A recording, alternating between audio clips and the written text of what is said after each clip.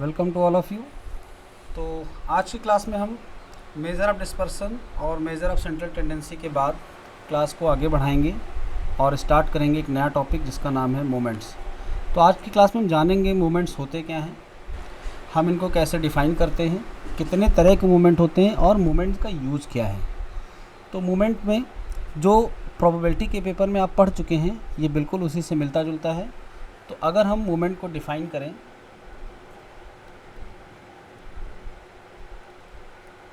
तो मोमेंट की जो डेफिनेशन होती है वो होती है mu R dash is equal to 1/n summation F I X I minus A to the power R. यहाँ पर हमने जो डेटा लिया है वो है x1 x2 dot dot xn और हमें इनकी फ्रिक्वेंसी भी ली है f1 f2 dot dot fn। इस डेटा पर हम मोमेंट को डिफ़ाइन कर रहे हैं। इस डेटा में अगर हम फ्रिक्वेंसी का सम करेंगे i is equal to 1 to n तो हमें मिलेगा कैपिटल N, यानी कहीं भी कैपिटल N दिखे तो आप समझ लेना कि ये क्या है, फ्रिक्वेंसी का सम। चलिए मोमेंट्स की ज़रूरत हमें क्या क्या पड़ती है, मोमेंट्स हमें क्या क्या देता है। सबसे पहला नंबर मोमेंट्स हमें मीन देता है। दूसरा नंबर अगर हम मोमेंट्स कैलकुलेट कर रहे हैं तो हमें वेरिएंस भी मिल जाता है। और हम मोमेंट से क्या कैलकुलेट कर सकते हैं, मोमेंट से हम कैलकुलेट कर सकते हैं स्क्यूनेस। और मोमेंट से क्या कैलकुलेट करते हैं, कर्टोसिस। तो मोमेंट अगर हमें पता है तो हम इतनी सारी चीज़ें जान सकते हैं, यानी मोमेंट्स हमारे लिए इम्पॉर्टेंट हैं। और हम आज ये जानेंगे कि मोमेंट कितने तरीके के होते हैं। तो मोमेंट में सबसे पहली बात जो आपको ध्यान देनी है वो ये कि अगर कहीं पर मोमेंट में डैश लगा हो, मोमेंट को हम लोग म्यू से डिनोट करते हैं, और अगर इस पर डैश लगा हो तो हम हमेशा इसको क्या कहते हैं, क्या कहते हैं, रॉ मोमेंट। ये बात आपको याद रखनी है। और अगर डैश ना लगा हो, सिंपली म्यू लिखा हो, तो हम इसको क्या नाम देंगे, सेंट्रल मोमेंट। ये बात आपको पहले से पता है, ठीक है।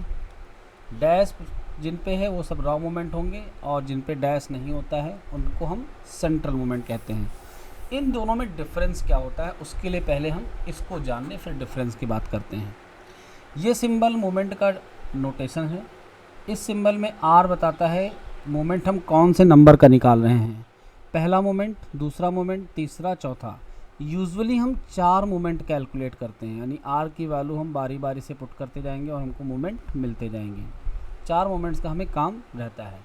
तो R is the moments number, dash is the raw moment, mu is the symbol of moment and this is the definition. ये डेफिनीसन कैसे आई, यहाँ पर हम इसको चाहें तो ऐसे भी लिख सकते हैं, expectation of x minus A whole power R.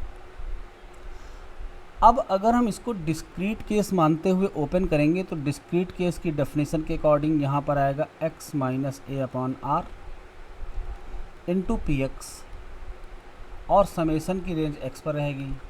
अब पी एक्स अगर हर एक वैल्यू के सिलेक्ट होने की प्रोबेबिलिटी सेम हो तो पी एक्स 1/n हो जाती है, और ये बन गया मोमेंट का फार्मूला सिंपल केस में जहाँ पर फ्रिक्वेंसी का डेटा ना हो। जब डेटा फ्रिक्वेंसी का आता है तो हम यहाँ f से मल्टीप्लाई करते हैं और यहाँ पर स्मॉल n की जगह कैपिटल N कर देते हैं। यानी ये वाला फार्मूला कौन से केस का है, फ्रिक्वेंसी वाले केस का। तो आपको ये वाला फार्मूला भी याद रखना है और ये वाला भी याद रखना है, ठीक है। चलिए, तो आपने rth मोमेंट पढ़ा। अभी हमने ये देखा कि यहाँ xi से a को घटाया गया है, तो हम इसको नाम क्या देंगे, हम इसको कहेंगे rth raw moment, rth raw moment about any point a। तो आपको ये लैंग्वेज भी याद रखनी, जब आप इसको पढ़ोगे तो यही पढ़ोगे, क्या पढ़ोगे, rth raw moment about any point a। Raw इसलिए बोला क्योंकि डैश लगा है, rth इसलिए क्योंकि 8वें नंबर का मोमेंट है, r लिखा हुआ है, और अबाउट एनी पॉइंट ए, क्योंकि हमने सारे ऑब्जर्वेशन से ए को घटाया है। फिर पावर आर लगाई है। अब अगर हम आर की वैल्यू 1 पुट कर दें तो देखिए क्या होने वाला है, म्यू 1 डैश। तो म्यू 1 डैश की वैल्यू आएगी 1/n summation F I X I minus A power 1। इसी तरीके से हम आर की वैल्यू 2, 3, 4 भी पुट कर सकते हैं और इसको कैलकुलेट कर सकते हैं। कैलकुलेशन के लिए आप जब पेपर नंबर 2 पढ़ोगे जिसका नाम है प्रोबेबिलिटी डिस्ट्रीब्यूशन, तो वहाँ पर आपको जितने भी डिस्ट्रीब्यूशंस पढ़ाए जाएंगे सब में हमको मोमेंट कैलकुलेट करना है, रॉ वाले भी और सेंट्रल वाले भी। अगर हम इस पॉइंट ए को चेंज करें तो क्या इफ़ेक्ट होगा, हम ये ज़रा देखते हैं। तो ए को हम एनी पॉइंट कह रहे हैं। एनी पॉइंट में एक पॉइंट 0 है जिसको हम ओरिजिन कहते हैं। तो अगर हम ए की जगह पे क्या पुट कर दें, 0, तो ए की जगह पे 0 पुट करने पर हमारे मोमेंट का नाम क्या पड़ जाएगा, अबाउट ओरिजिन। जो हम कह रहे थे rth raw moment about any point A, अब हम उसको क्या कहेंगे, rth raw moment about origin. अगर हम रॉ ना भी बोलें तो भी आपको रॉ ही समझना है, जब तक कि ये ना कहा जाए अबाउट मीन। यानी रॉ मोमेंट अंडरस्टूड है, अगर मीन के अबाउट नहीं लिया गया है तो हम उसको रॉ मोमेंट कहते हैं। तो इसलिए अगर रॉ मोमेंट ना भी बोला जाए, सिर्फ ये बोला जाए rth moment about any point A, इसको हम गायब कर दें तो भी ये रॉ मोमेंट ही रहेगा क्योंकि अबाउट ए है। अगर हम बोले rth मोमेंट अबाउट ओरिजिन तो भी ये रॉ मोमेंट रहेगा क्योंकि अबाउट ओरिजिन है। यहाँ पर ये नहीं कहा जा रहा अबाउट मीन। तो रॉ मोमेंट में ये बात बोली जाए या ना बोली जाए अंडरस्टूड है। अब रॉ मोमेंट कैसे कन्वर्ट होगा सेंट्रल मोमेंट में, तो सेंट्रल मोमेंट में कन्वर्ट करने के लिए कुछ नहीं करना है, बस ए की जगह पे हमको क्या पुट कर देना है, मीन। मीन को हम लोग एक्सपेक्टेशन एक्स से भी डिनोट करते हैं, मीन को हम लोग एक्स बार से भी डिनोट करते हैं। तो चलिए हम ए की जगह पे पुट कर दे रहे हैं एक्स बार। अबाउट ओरिजिन वाले ज़रा फार्मूलों को अगर हम देखें तो कोई चेंज नहीं आएगा, बस ए गायब हो जाएगा क्योंकि ए की वैल्यू क्या हो गई है, 0 हो गई है। तो X I minus A to the power R था, अब ये बन गया X I to the power R. तो ये अबाउट ओरिजिन का फार्मूला है। अच्छा, और आगे थोड़ा सा बढ़ते हैं। अब हम आते हैं अबाउट मीन वाले फार्मूलों पर।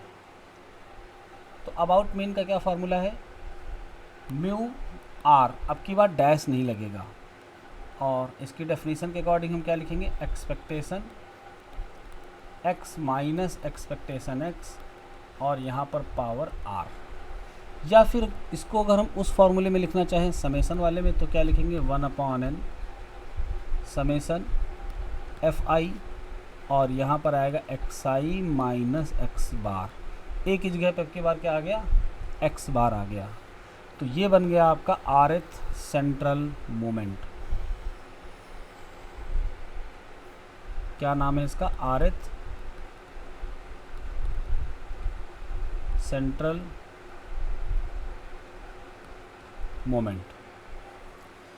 चलिए अब हम वैल्यूज़ पुट करके देखते हैं कि क्या डिफरेंस आएंगे अगर हम इनमें आर की वैल्यू बारी बारी से पुट करते हैं। तो एक तरफ हम लिखेंगे रॉ मोमेंट और दूसरी तरफ लिखेंगे सेंट्रल मोमेंट।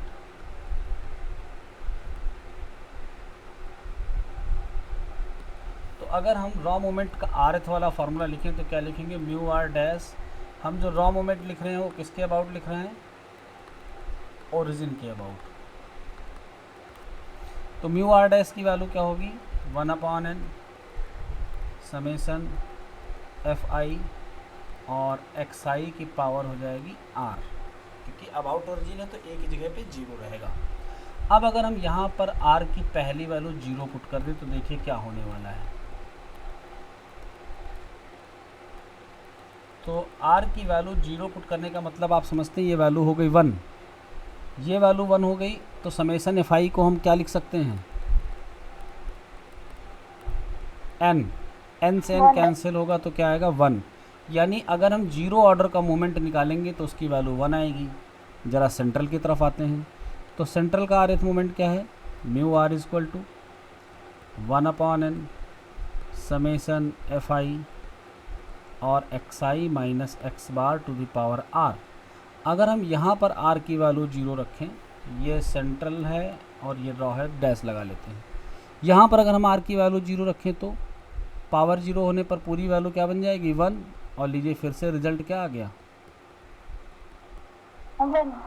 तो आपको ये बात याद रखनी है कि चाहे रॉ मोमेंट हो या फिर सेंट्रल मोमेंट, दोनों ही केसों में 0 ऑर्डर का मोमेंट की वैल्यू क्या आएगी, 1। ठीक है, चलिए अब आते हैं वैल्यू नंबर 2 पर, 1 पर। म्यू1 डैश की बात करें तो म्यू1 डैश के लिए हम लोग इसको लिखेंगे 1/n समेसन fi और xi, यानी r की वैल्यू यहाँ पर 1 पुट कर दी। और ये किसका फार्मूला है,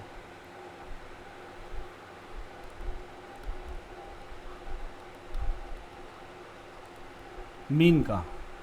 तो म्यू1 डैश यानी कि पहला रॉ मोमेंट क्या बन गया, मीन बन गया। क्लियर। आप लोग सेंट्रल टेंडेंसी के मेजर को रिवाइज करो, मीन का ये फार्मूला रिवाइज करो। अगर हम म्यू2 डैश निकालें तो म्यू2 डैश को वैसे हम कोई नाम तो नहीं दे पाएंगे, बट इसको लिख पाएंगे स्क्वायर में। सिमिलरली म्यू3 डैश और म्यू4 डैश भी हम लिख सकते हैं, इनके पर्टिकुलर कोई नाम नहीं है। जैसे इसका नाम मीन है तो इनके कोई पर्टिकुलर नाम नहीं है, ठीक है, लेकिन इनको हम कैलकुलेट करते हैं। चलिए अब आगे आते हैं इस पे। अगर हम म्यू1 निकालें सेंट्रल वाला, तो सेंट्रल वाले म्यू1 में हम r की वैल्यू क्या पुट कर देंगे, fi xi माइनस x बार और पावर 1। अब मुझे कौन बताएगा इसकी वैल्यू क्या होती है, देखते हैं कौन बताता है।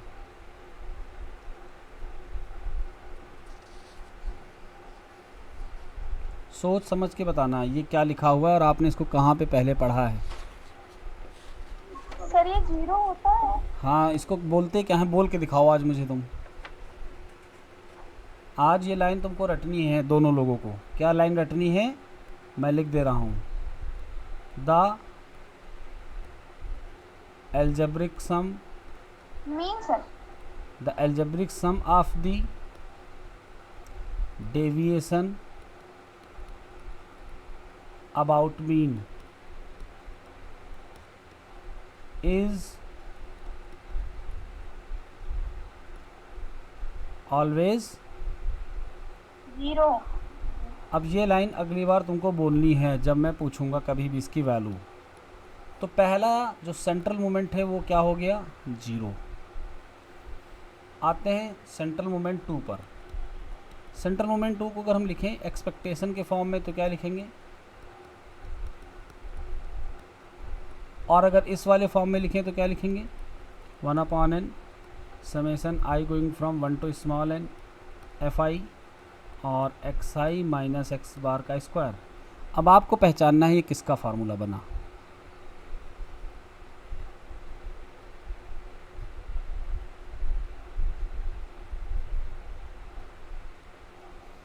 थोड़ी देर सोचो और सोच कर बताओ ये किसका फार्मूला बना है, ठीक है। इसी तरीके से हम चाहें तो म्यू3 और म्यू4 भी कैलकुलेट कर लेंगे इनके, लेकिन पर्टिकुलर कोई नाम नहीं है। आपने वेरिएंस पढ़ा है कि नहीं पढ़ा है, पढ़ा है सर। तो पहचान क्यों नहीं पा रहे हो फिर। ये फार्मूला वेरिएंस का होता है, ये क्यों नहीं पहचान पा रहे हो। सर ये तो पता था, नीचे का नीचे वाला उसी का ओपन वर्जन है। जब हम एक्सपेक्टेशन रन कराते हैं तो क्या होता है, एक्सपेक्टेशन की डेफिनेशन याद है, फर्स्ट टाइम में पढ़ाई थी, sum of all possible values multiplied by their respective probability. तो ये वही तो है, sum of all possible values, और ये इसकी प्रोबेबिलिटी से इसको मल्टीप्लाई भी किया जा रहा है। क्लियर। Okay sir.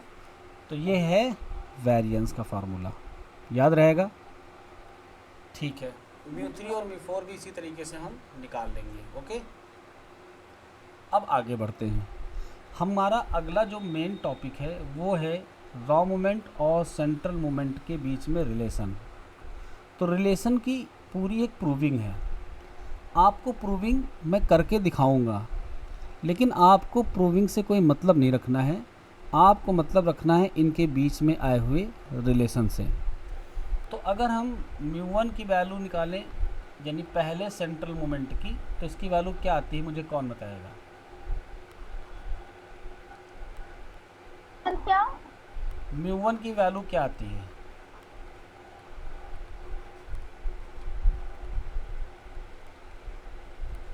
μ1 क्या है पहले पहचानिए, रॉ है कि सेंट्रल है? सेंट्रल मोमेंट कौन से नंबर का? पहला। तो पहला सेंट्रल मोमेंट की वैल्यू क्या आती है?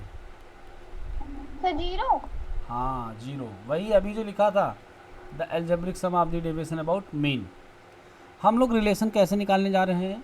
हम लोग सेंट्रल मोमेंट को निकालेंगे in terms of raw moment, in terms of raw moment. तो पहला सेंट्रल मोमेंट 0 होता है, ये हमको पता है। अगर हम दूसरे सेंट्रल मोमेंट की बात करें तो इसका फार्मूला आता है μ2 dash minus μ1 dash whole of square. यानी हमको अगर μ2 कैलकुलेट करना है तो एक तरीका तो ये है कि हम सेंट्रल मोमेंट की ये वाली डेफिनेशन लगा दें, और दूसरा तरीका क्या है कि अगर हमको पहले से रॉ मोमेंट पता है तो हम रॉ मोमेंट का यूज़ करके भी इसे कैलकुलेट कर सकते हैं। इसी को तो कहते हैं central moment in terms of raw moment, यही तो रिलेशन है। ये आता कैसे, इसकी चर्चा भी हम करेंगे। आते हैं तीसरे मोमेंट पे। अगर हमको तीसरा सेंट्रल मोमेंट चाहिए तो हम कैसे कैलकुलेट करेंगे? इसका फार्मूला होता है μ3 dash minus 3 μ2 dash μ1 dash plus 2 μ1 dash power 3। ये फार्मूले आपको एज इट इज़ याद रखने हैं, ये आगे चलकर आपके बहुत काम आएंगे। आपको इनको लिख लिख कर प्रैक्टिस करनी है। इसके लिए आपको एक बात मैं बता देता हूँ, यहाँ पर आपको याद रखना 132। 132 का मतलब इनके कोफिशिएंट्स, पहले वाले का 1, इसका 3 और इसका 2।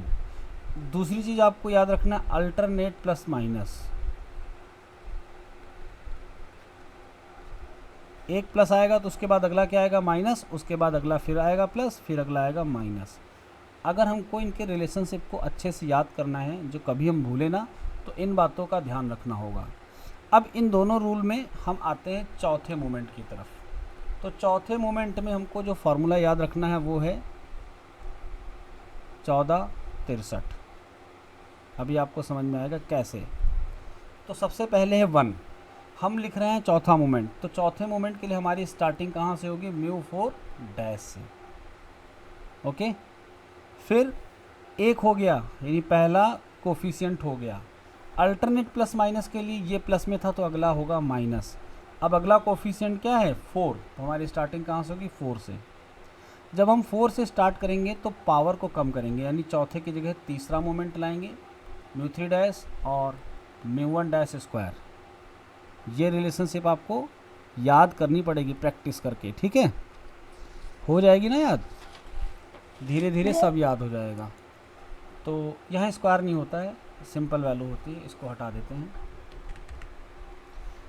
4 μ3 डैश μ1 डैश, इसके बाद माइनस के बाद प्लस आएगा, अगला कोफिशिएंट है 6, तो यहाँ 6 लिख लेंगे।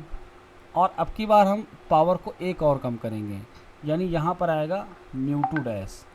μ2 डैश तो μ1 डैश का हो जाएगा स्क्वायर, यानी एक की कम हो रही है तो दूसरे की पावर बढ़ रही है। अगर यहाँ पर देखो तो μ1 डैश की पावर 0 है, यहाँ μ1 डैश की पावर 1 है, यहाँ कितनी हो गई? 2। ठीक है, चलिए लास्ट पे आते हैं 63 वाले पे। 63 वाले में μ3, तीसरा कोफिशिएंट क्या था? 3। अब μ2 डैश की जगह पे क्या आएगा? μ1 डैश। तो μ1 डैश एक ये आएगा और एक इसकी पावर 3 आएगी, क्योंकि पहला वाला घट के μ1 डैश हो जाएगा और आखिरी वाले की पावर बढ़ के 3 हो जाएगी। तो दोनों को अगर मिलाएंगे तो टोटल पावर कितनी हो गई? 4। क्लियर? चलिए हम एक बार फार्मूले लिखना आपको फिर से सिखाते हैं। ओके, हम सिखाएंगे आपको central moments in terms of raw moment. तो अगर पहला सेंट्रल मोमेंट देखें तो कितना आ रहा है? 0। दूसरा सेंट्रल मोमेंट जब हम लिखने जा रहे हैं तो सेकंड सेंट्रल मोमेंट स्टार्टिंग हमको सेकंड रॉ मोमेंट से करनी है। ये प्लस में है तो अगला माइनस होगा।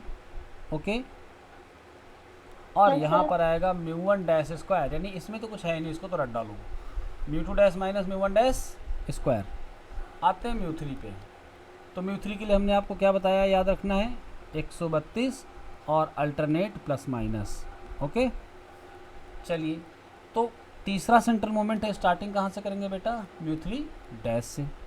Okay, yes sir. अब आएगा माइनस, तो म्यू थ्री डैश का कोफिशिएंट 1 है, अगला कोफिशिएंट है 3। अब म्यू थ्री डैश से एक कम करो तो यहाँ कितना बचेगा, 2। Mu two dash. और यहाँ पर म्यू वन डैश की पावर 0 है, तो यहाँ पर म्यू वन डैश की पावर एक बढ़ के कितनी हो गई, 1।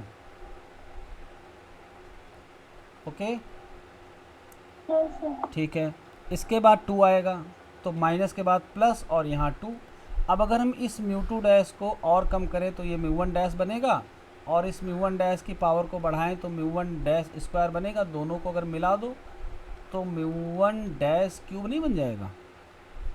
Yes sir. तो अब हम चौथे पे आते हैं। चौथे के लिए आपको क्या याद रखना है, 14 63 और अल्टरनेट प्लस माइनस। ठीक है, चलिए लिखते हैं हम लोग म्यू 4। तो चौथा सेंट्रल मोमेंट है, स्टार्टिंग कहाँ से करेंगे, चौथे रॉ मोमेंट से। इसके बाद प्लस के बाद माइनस आएगा, कोफिशिएंट उठाइए 14 63 से 4, और म्यू 4 डैश को एक कम करो तो कितना आएगा, म्यू 3 डैश, और म्यू 1 डैश को एक बढ़ाओ तो उधर 0 था, यहाँ म्यू 1 डैश आ जाएगा। नेक्स्ट कोफिशिएंट प्लस के साथ 6 आएगा, क्योंकि माइनस आ चुका है तो प्लस 6 आ गया। अब म्यू 3 को एक और कम करो तो ये हो गया म्यू 2 डैश, और म्यू 1 डैश को ज़रा एक और बढ़ा दो तो म्यू 1 डैश स्क्वायर हो गया। नेक्स्ट कोफिशिएंट 3 उठाइए माइनस के साथ, क्योंकि अल्टरनेट प्लस माइनस चलेगा, तो यहाँ पर आएगा माइनस। तो माइनस के साथ हम 3 लिखेंगे, और म्यू 2 डैश को और कम करने पर ये क्या बनेगा, म्यू 1 डैश बनेगा, और इसकी पावर एक और बढ़ाएंगे तो बनेगा म्यू 1 डैश क्यूब। दोनों को कंबाइन करो मल्टीप्लाई करके, क्या हो जाएगा, 4। तो आप फार्मूले को याद करेंगे, कल जब हम आपसे फार्मूले पूछेंगे तो आपको ये हमें बताने हैं। ठीक है, ये आते कैसे हैं, इनके लिए इनके बीच में रिलेशनशिप की एक पूरी प्रूविंग है, तो उस प्रूविंग को हम आज आपको नहीं कराएंगे, उसको किसी और दिन करवाएंगे। ठीक है, कल की क्लास में हम प्रूविंग पे चर्चा करेंगे। अभी हम आते हैं effect of change of origin and scale on moments पे, यानी क्या फ़र्क पड़ता है अगर हमारे मोमेंट्स में ओरिजिन को चेंज कर दिया जाए या फिर स्केल को चेंज कर दिया जाए। तो ओरिजिन का चेंज और स्केल का चेंज क्या होता है, ये हम आपको पहले बता चुके हैं। आज हम आपको एक बार फिर बता देते हैं कि ओरिजिन और स्केल का चेंज क्या होता है। हमारे पास एक सीरीज़ है x1 x2 dot dot xn। अगर हम इसमें किसी नंबर से मल्टीप्लाई कर दें या फिर किसी नंबर से डिवाइड कर दें, यानी हमने a से सबको मल्टीप्लाई कर दिया, या फिर हम सबको a से डिवाइड कर दें, चेंज ऑफ ओरिजिन। तो ये चेंज ऑफ स्केल कहलाता है बेटा, change of scale. Okay, multiply और डिवाइड करना चेंज ऑफ स्केल कहलाता है। अगर हम इसमें कुछ जोड़ दें, मान लो हम सारे नंबर में a जोड़ दे रहे हैं, या फिर हम इसमें से कुछ घटा दें,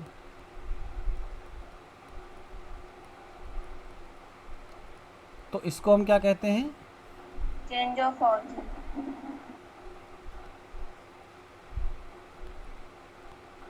कभी कभी हम दोनों काम एक साथ करते हैं।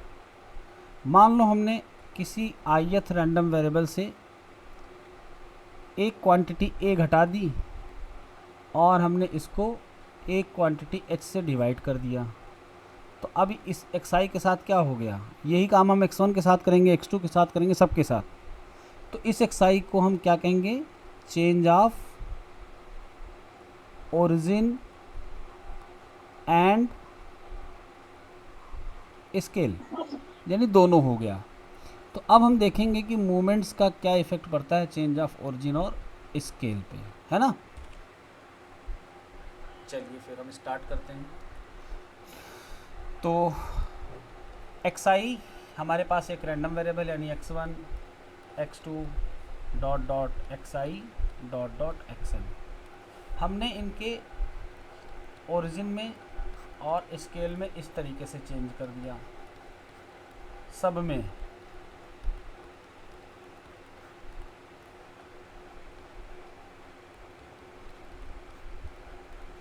अब हम इनको नया नाम दे रहे हैं। इसको हमने U1 नाम दे दिया, इसको हमने U2, इसको हमने UI और इसको हमने नाम दिया UN। यानी अब हम U1 U2 UN के मोमेंट्स को कैलकुलेट करेंगे और देखेंगे कि इनका x1 x2 xn पे फ़र्क क्या पड़ रहा है। ठीक है, चलिए तो सबसे पहले हम इसको किस पे देखेंगे, रॉ मोमेंट्स पे।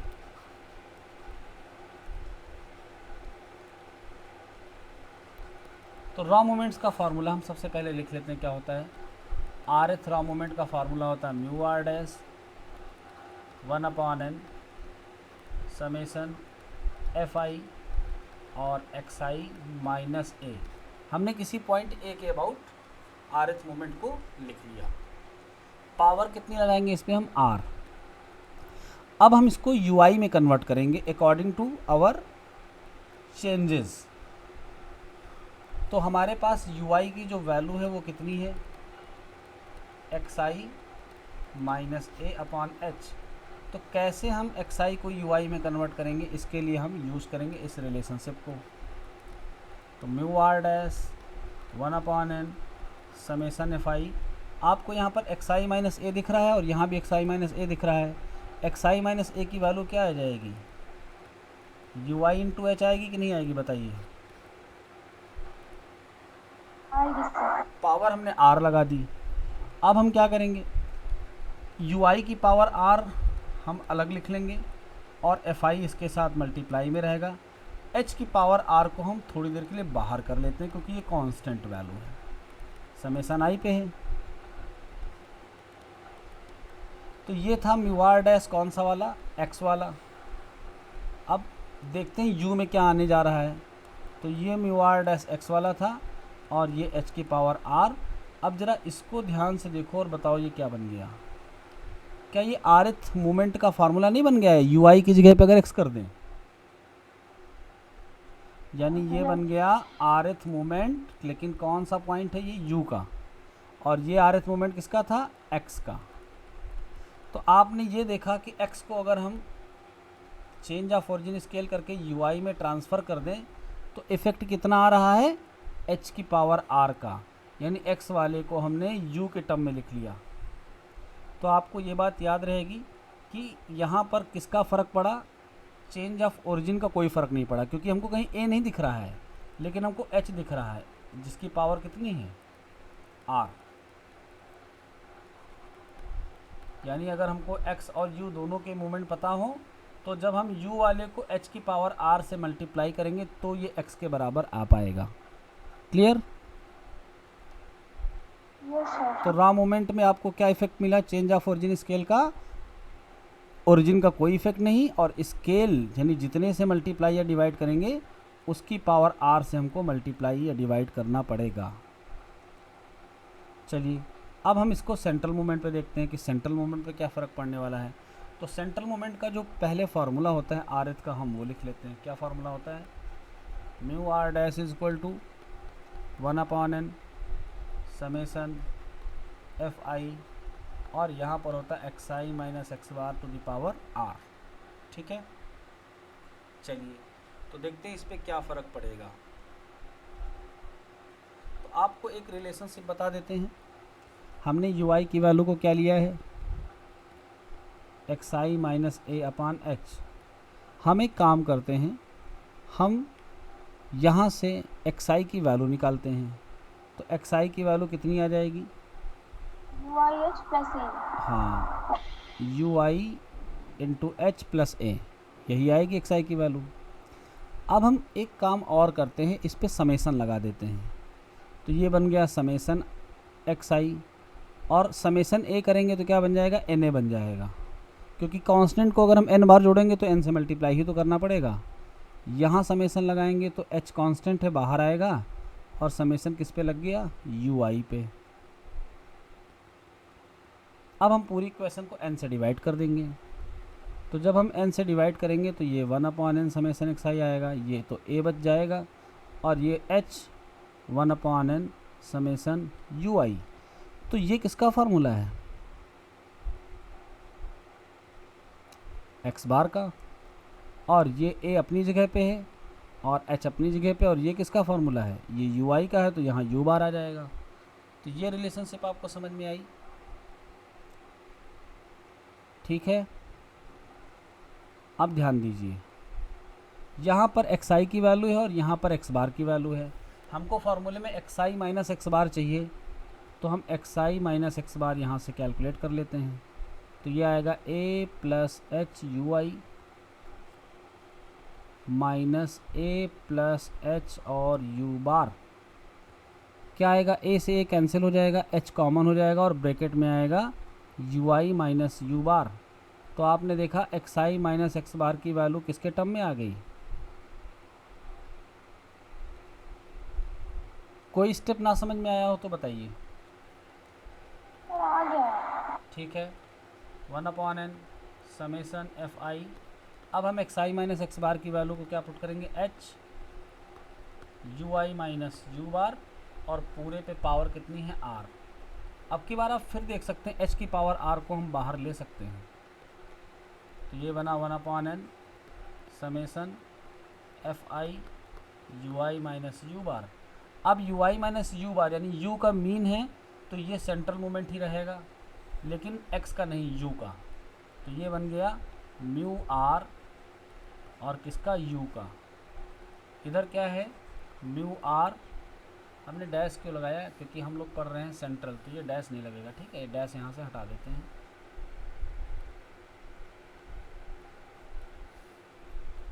चलिए, तो ये म्यू आर एक्स के रेस्पेक्ट में था, और जब हमने चेंज ऑफ ओरिजिन स्केल किया तो ये हमारा यू के रेस्पेक्ट में आया, लेकिन एच की पावर आर से मल्टीप्लाई होने के बाद। तो आपने देखा सेंट्रल मोमेंट पे भी वही फ़र्क पड़ रहा है जो कहाँ पड़ रहा था? रॉ मोमेंट पे। तो यहाँ पर effect of change of origin और स्केल मोमेंट्स पर कैसा रहता है? सेम रहता है, रॉ और सेंट्रल पे, और ओरिजिन का फ़र्क नहीं पड़ता है, स्केल का पड़ता है। क्या आपको ये बात याद रहेगी? Yes sir. ठीक है, तो अब हम अगली क्लास में ये प्रूविंग करेंगे कि रिलेशन की प्रूविंग कैसे होगी। ये जो रिलेशनशिप हमने अभी आपको निकाल के दिखाए हैं, हम इनको आपको प्रूफ करके दिखाएंगे कि कैसे ये प्रूफ होंगे। आज की क्लास को आप लोग एक बार और रिवाइज़ कर लेना, और धीरे से फिर हम आगे बढ़ेंगे। नोट्स में आपको जो चीज़ें दी हुई हैं उनको आपको ढंग से पढ़ना है। सारी चीज़ें यहाँ पर विद लैंग्वेज लिखी हुई हैं, आप इनको पढ़िए, अपने नोट्स बनाइए। कोई भी लाइन, कोई भी शब्द आपको समझ में नहीं आ रहा है तो आपको उससे मुझे अगली क्लास में डिस्कस करना है, पूछना है। ठीक है, यस सर। चलिए, इसमें रिलेशनशिप की ये प्रूविंग है। कल हम आपको इसको डिटेल में समझाएंगे कि ये होती क्या है और आती कैसे है। ओके, ठीक है। इसमें एक प्रूविंग और है जो आपको नहीं भी पढ़नी है आगे की, और फिर हम आगे की चीज़ें पियर्सन्स कोफिशिएंट्स, एब्सोल्यूट मोमेंट, ये क्या होते हैं ये भी देखेंगे हम लोग अगली क्लास में। ठीक है, और फैक्टोरियल मोमेंट भी होते हैं। तो सर ये थर्ड यूनिट है ना? क्या बेटा? सर ये थर्ड यूनिट है। क्लास वाइंड अप करते हैं, मिलेंगे कल सेम टाइम पे। थैंक यू, जय हिंद। Thank you sir.